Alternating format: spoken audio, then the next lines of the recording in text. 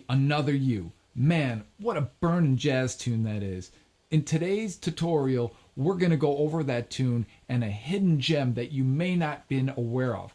But before we get started, I want to share with you how you can get more videos like this one. Just navigate to Bruce Grigori Video on Demand. When you get to the site, you can browse videos in a wide variety of categories. Each video covers a different topic and has bonus content and supporting documentation. There's even a free trial option. Don't forget to use your promo code to get a discount off your first purchase. And the link for that promo code is in the description down below. Now, if you dig this video, throw it a like, hit the subscribe button, and don't forget to hit the bell notification because that'll let you know every time I upload a new video. So let's get started. Okay, so let's start at the beginning of this song. It's written in the key of E flat and was written by Harry Warren. It starts on an E flat major 7, and it uses a songwriting strategy called backcycling. That sounds way more intimidating than it really is. All backcycling is a method of getting from the 1 chord in a song to the 4 chord, using chords in between. So in this case, it goes from E flat major to A flat major 7, the 4 chord, with those chords in between. Now, that sounds interesting, but you might be saying, well, what is that exactly? Well, it really is just the blues. If we turn those majors into dominants,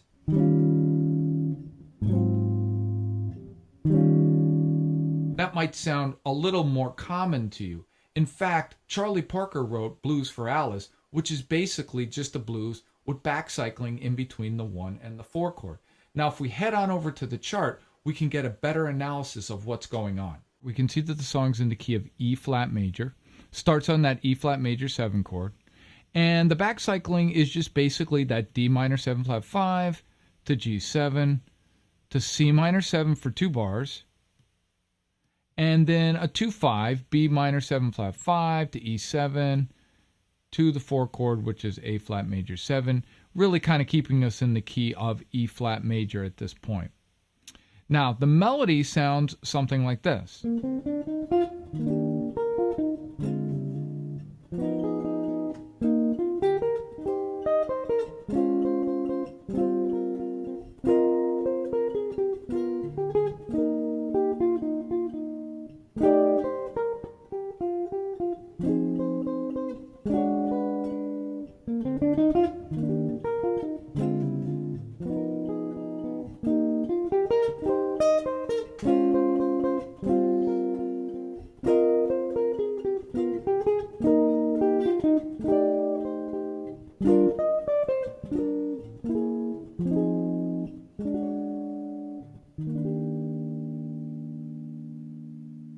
Right? So we can hear how that melody interweaves between the chords and how Harry wrote this song in that backcycling fashion.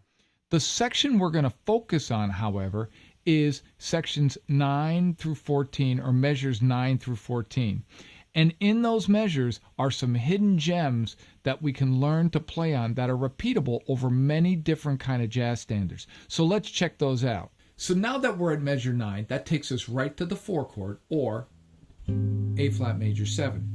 Now technically, we're still in the key of E flat, but Harry Warren does something really cool here. This is the hidden gem. This is the $100,000 bar. He basically uses a strategy of songwriting called non-resolving dominants. He uses a non-resolving dominant to take us back to E flat major 7. And really, all a non-resolving dominant chord is a chord that doesn't resolve normally in a cadence. Well, you might be saying that's a lot, but think of it this way. If we had D flat 7, we would think that that would resolve back to G flat major 7, but it doesn't. He takes that D flat 7 and it doesn't resolve back to where we want it. It just goes back to the root chord. Now, the cool thing about that is every time you encounter a non-resolving dominant, and believe me, it comes up a lot. There's No Greater Love, Cisco, it comes up in Unit 7. And if you're interested in more information about that, check out my site, and I have more videos about the topic. But for today, we're going to go over just some basics about that actual scale that fits that chord. Now, D flat 7 is not too intimidating of a chord. We could play a Lydian. It sounds great. We could think of that as also as A flat Dorian too. But did you know if we take that Dorian shape or that mixo shape and we alter one note, we have a completely different scale. We take the fourth, in this case G flat, and we raise it to G. And all of a sudden we get this augmented sound going on.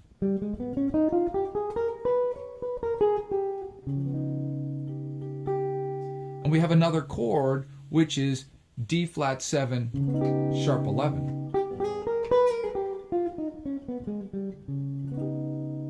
And it's a really hip sound when you have non-resolving dominants. Now you might be saying, well, where does it come from?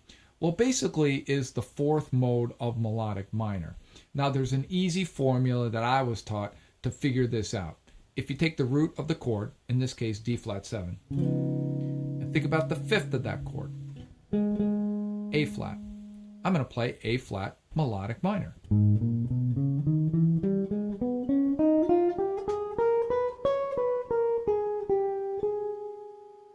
And the shape is just one note different than Dorian, something that you probably know intimately. And if you saw my lesson on minor 7 flat 5s, you should know Dorian by now.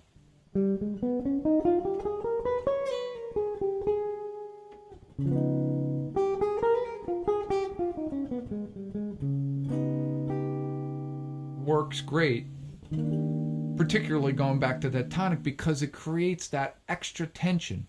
Now, there are some really cool hidden gems within here. Now, I've provided a PDF for you, and I've done an arpeggio analysis for you. You can look at that. I didn't really get too far into the rhythm because I think that you can create your own rhythm over that, but it spells out the notes that really give you the sound of this chord in a very, very hip way.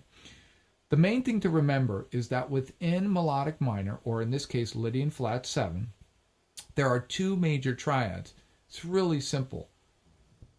We're playing a D flat 7. The first major triad is off the root, D flat. Right?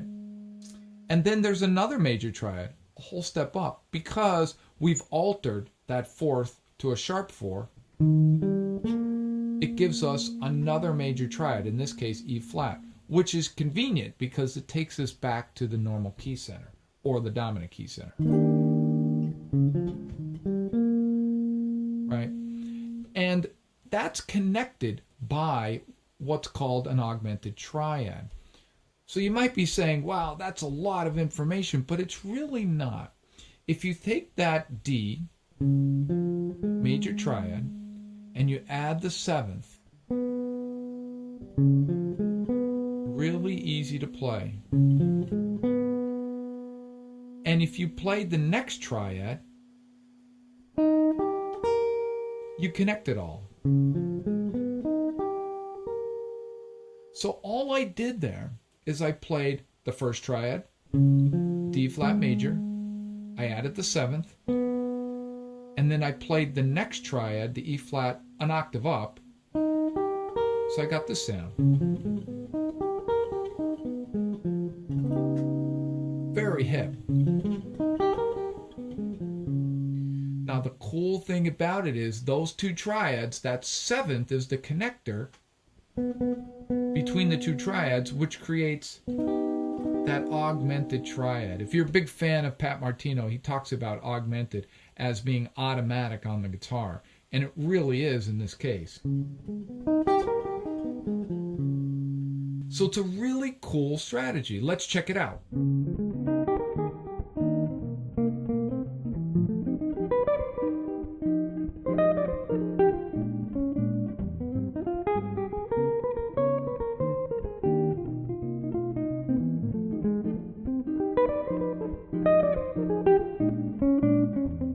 So you might have noticed I used that melodic minor or Lydian flat 7 over the D flat 7 a lot. Now it doesn't mean that I can't play Mixolydian over that. It's just that I'm looking for those hidden gems or some really hip ways to play over those non-resolving dominants. And because this is a non-resolving dominant, I can use that melodic minor or Lydian flat 7 scale over that. Remember, using that arpeggio that I showed you in the PDF. Now, there is one other place where a non-resolving dominant shows up, and that's in the turnaround.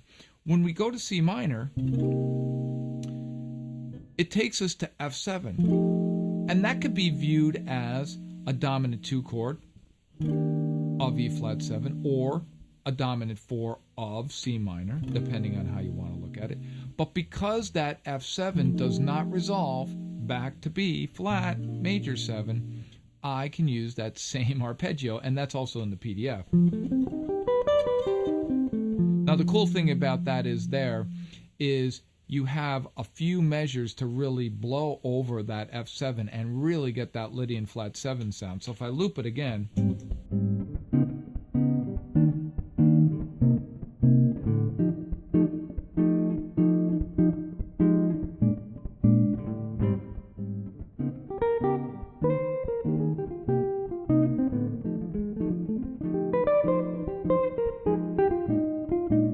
see, so you can really put that sound in there, but it's equally as powerful over that D flat 7 as well. So there you have it.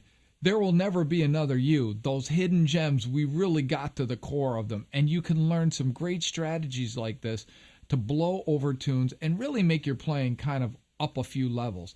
Now, don't forget, the melodic minor scale and Lydian flat 7 on non-resolving dominants. Anytime you encounter those in tunes, you can really use it to your advantage to create a really powerful solo statement. I'll see you next time.